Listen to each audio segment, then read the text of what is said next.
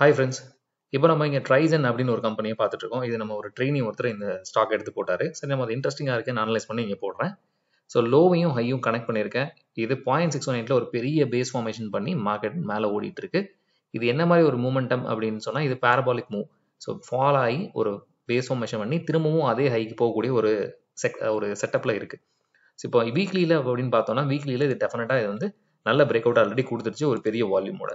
இப்போ நம்ம இதை அனலைஸ் பண்ணுறோம், ப்ரைஸ் ஆக்ஷனை பார்க்குறோம் அப்படின்னா நம்ம இதை அனலைஸ் பண்ணி காமிக்கிறேன். லோலேருந்து ஹை போய் ஹையர் லோ வந்து பிரேக் அவுட்டை கொடுத்துருச்சு. இந்த பிரேக் அவுட்டு பார்த்தீங்க அப்படின்னா ஒரு பெரிய வால்யூமோட வந்திருக்கு. இது ஒரு நல்ல பெரிய செட்டப். அதே சமயம் ஃபண்டமெண்டலாக பார்த்தோம்னா 156 ரூபா கரண்ட் மார்க்கெட் ப்ரைஸ், 200 ரூபா 30 ரூபா புக் வேல்யூவோட கீழே இருக்குது. 11 ரூபா தான் இதுக்கு பிஇ ரேஷியோ. ஸோ இது அண்டர் வேல்யூட் ஸ்டாக்கு. இதை பிடிச்சிங்க அப்படின்னா மேலே போகிறதுக்கான வாய்ப்பு இருக்குது. இதோட ஸ்டாப் லாஸ் அப்படின்னு பார்த்தீங்கன்னா இந்த லோ தான். ஆல்மோஸ்ட் நம்மளுக்கு இப்போ இந்த லோ வந்து ஸ்டாப் லாஸாக வச்சு எடுக்கலாம். 132ன்ற லெவலை வந்து நம்ம ஸ்டாப் லாஸாக வச்சு எடுத்தோம் அப்படின்னாவே நம்மளுக்கு இது பெரிய ஒரு ப்ராஃபிட்டாக கிடைக்கக்கூடிய வாய்ப்பு இருக்குது. Thanks, by.